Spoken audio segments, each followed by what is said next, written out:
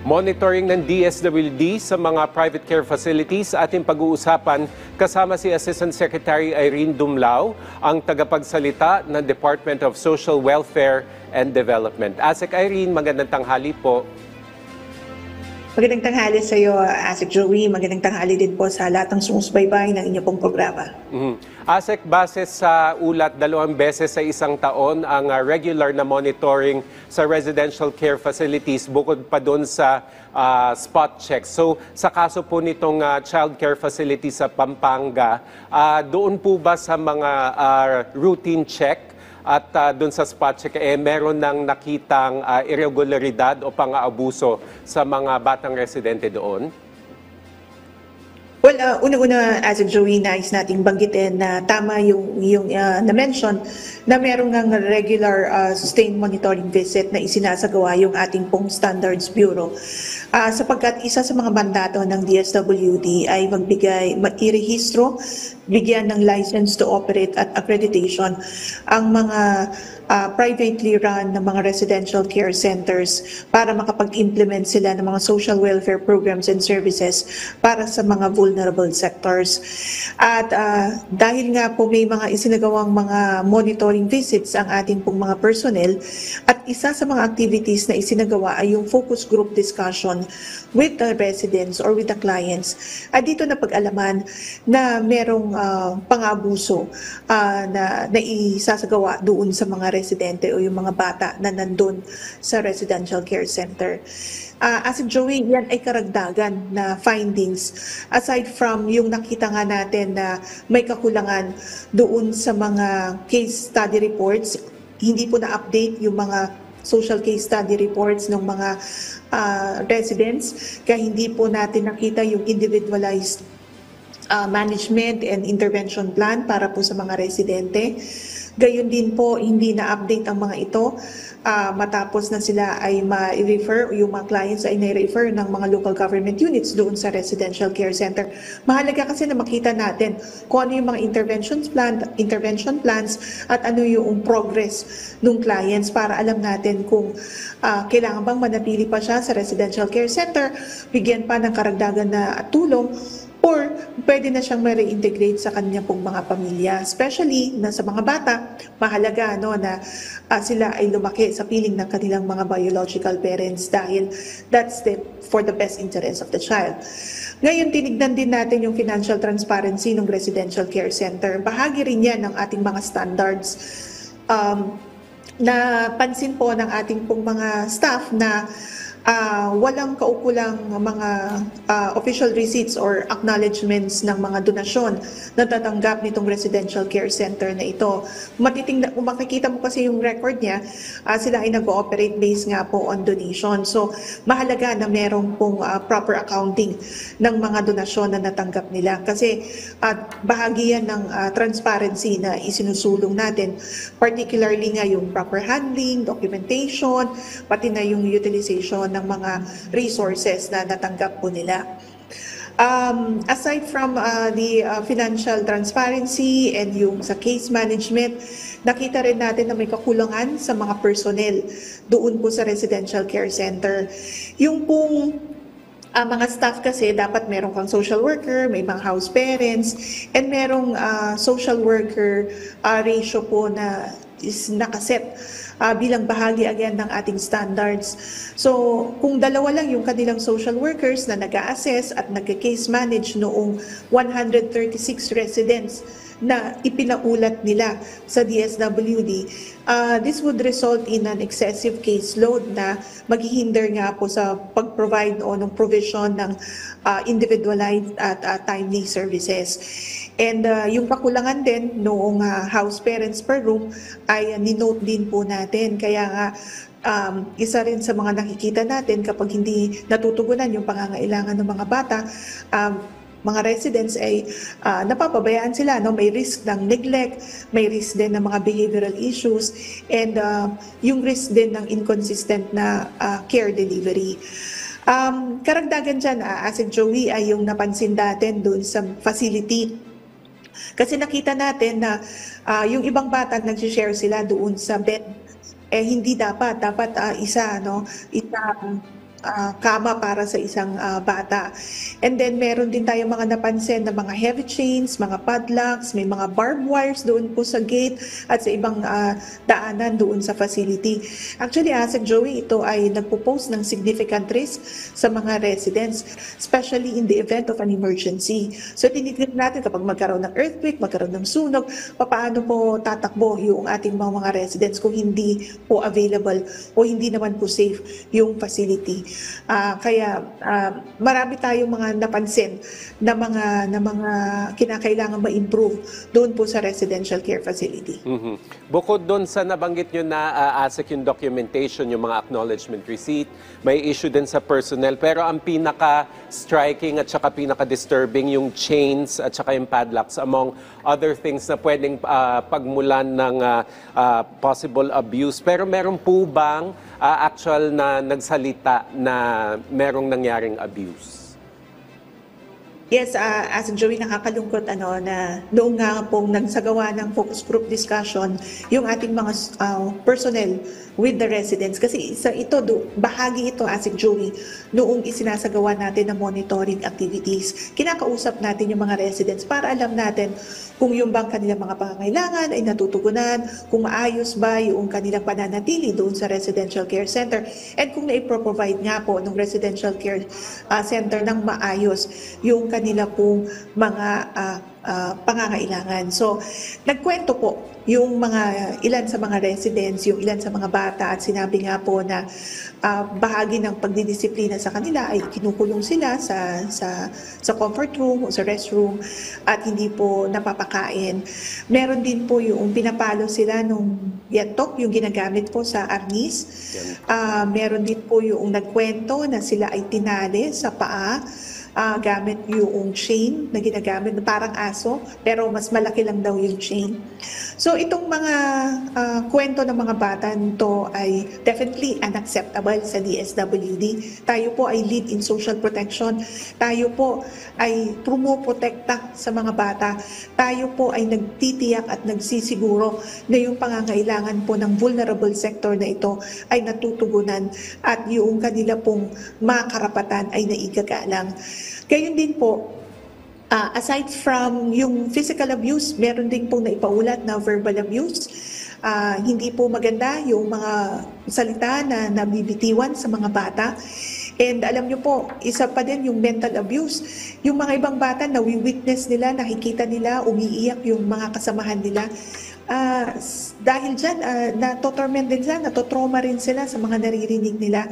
Kung kaya nga po, isa sa mga interventions talaga ng DSWD nung sila ay na-turn over na sa ating RSET ay magsagawa ng psychosocial interventions para makarecover din sila from the trauma or anxiety na naranasan nila from the former residential care center.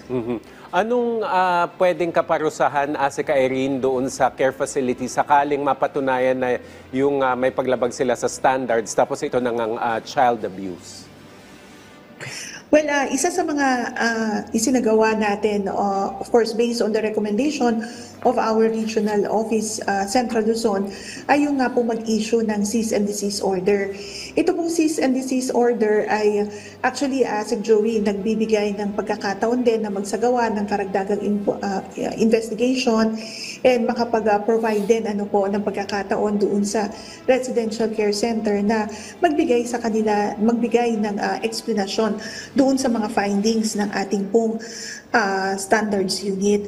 At gayon din po mag-commit na kung ano man po yung mga nakita ay ma-improve. But of course, kung hindi naman po magawa yung mga recommendations na isinaad na ng ating pong standards unit, maaari po na ma-revoke yung kanilang registration and their license to operate. Paano naman matitiyak, Asika Irene, ng DSWD na hindi na mauulit yung ganitong klase ng insidente at pang-aabuso, lalo na sa mga bata na nandun sa mga private facility? Well, as Joey, bago ko sagutin yan, idagdag ko na rin na dun sa nabanggit ko na kapag patuloy yung violation, hindi ma-improve yung facility, pati yung management niyan.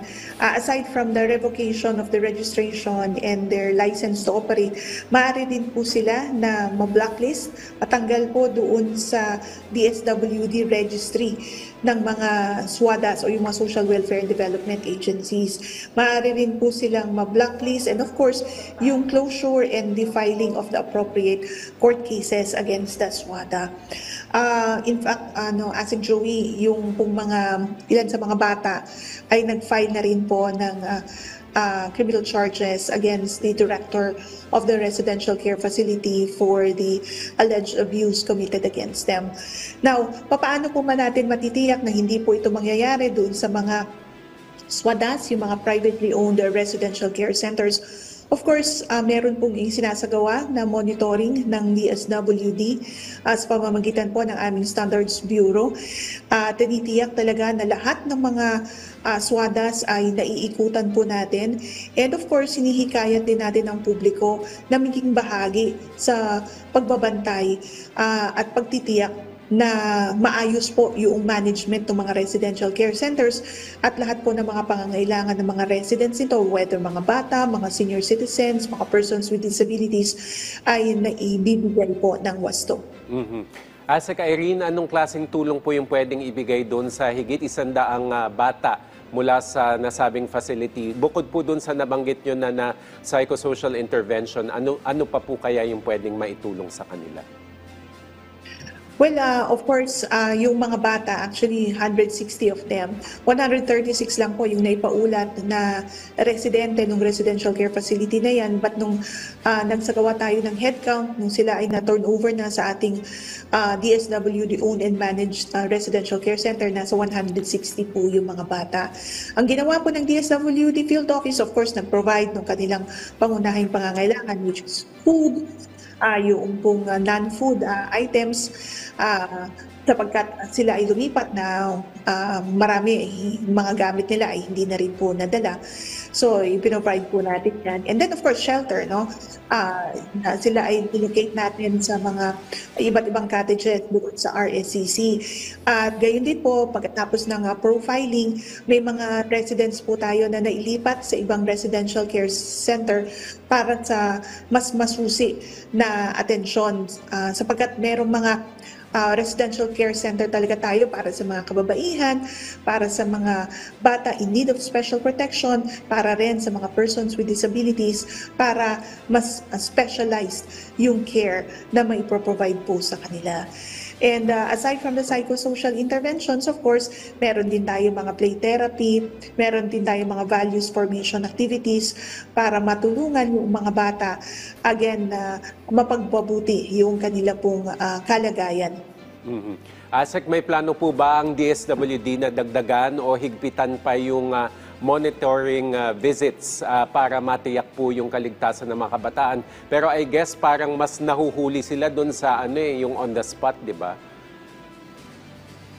Yes, as in Joey, actually yan talaga yung ating ginagawa sa kasalukuyan at mas paigtingin pa natin ng mga activities yung pagsagawa ng mga spot checks aside from the regular sustained monitoring visits.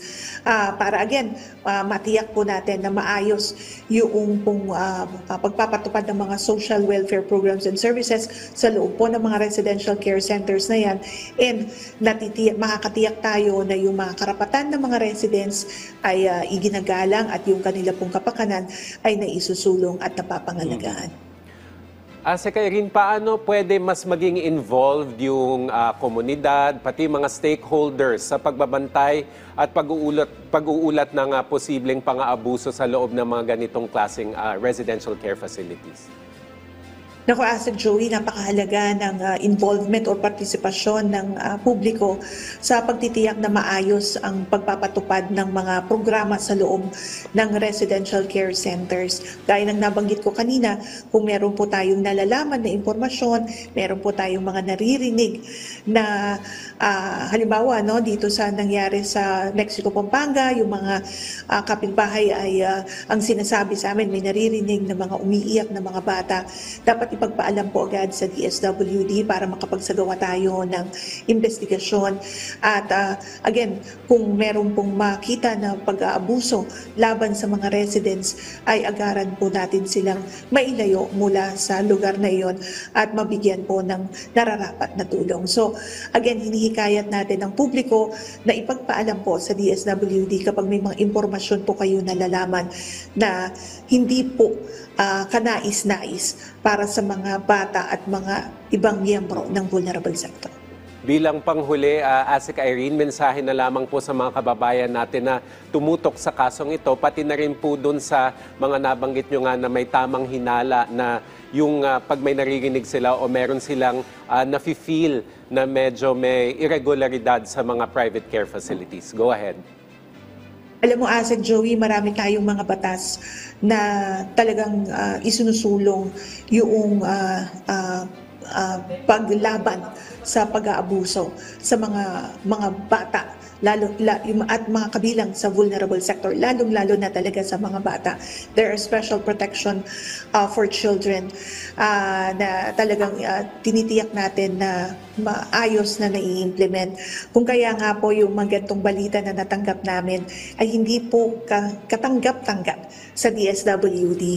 Napakasakit po para sa amin na meron po tayo mga pinagkatiwalaan na mga organisasyon na pangalagaan yung pong mga vulnerable sectors, and then malalaman natin na sila po ay nag-cause ng any form of abuse sa kanila. At kahit isa o dalawa o kahit anumang klase ng pang-aabuso yan ay hindi po namin tinatanggap dito sa DSWD. Kung kaya nga po tayo ay again hinihikayat po ang publiko na makipagtulungan sa ating pong pamahalaan sa DSWD in particular para po maiwasan at maaksyonan ang anumang klase ng pag-aabuso laban po sa mga bata at ang mga kabilang sa vulnerable sector.